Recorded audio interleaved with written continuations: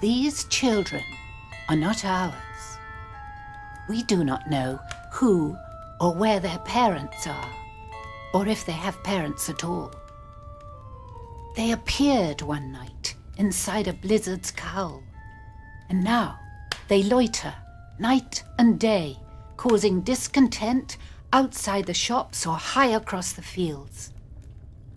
No footprints was the first thing I noticed. Only cigarette butts leaving cabalistic patterns in the snow. I looked one up. It spelled pestilence. And when you ask them, "Will you go?" they look at you with eyes too old for comfort. Reply in language too wicked to repeat. I tried to run one over in my car, but it disappeared in a coil of mist. And then the engine hissed and stopped. I was just in time to watch the bonnet sink beneath the bog.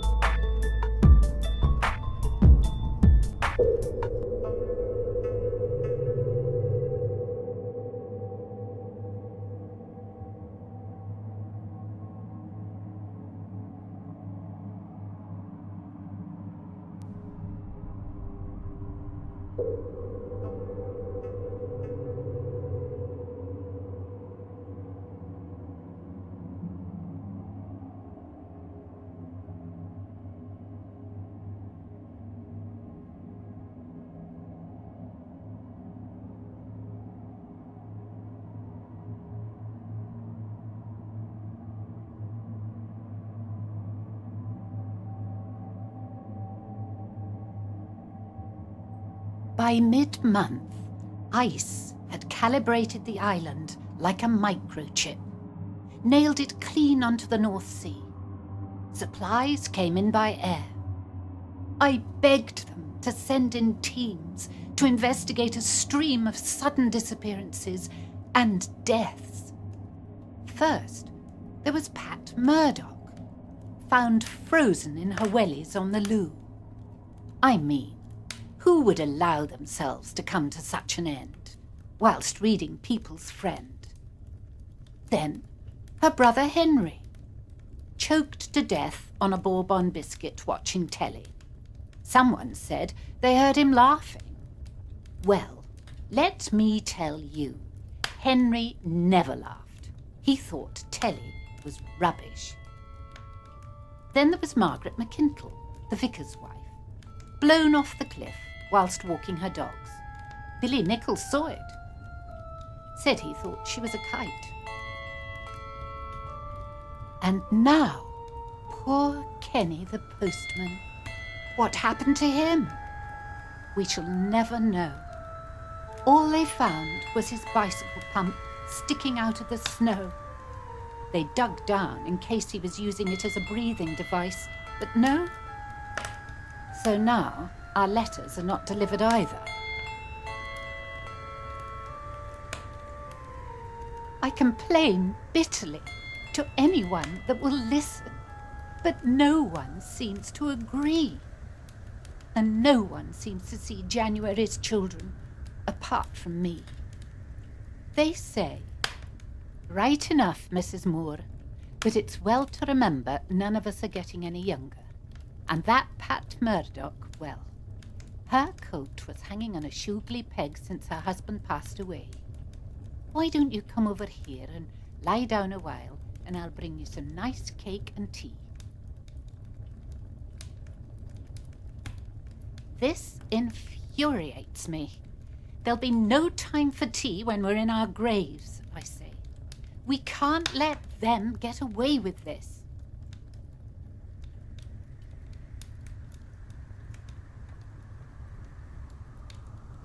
Don't tell anyone. I've learned how to load Bertie's old gun.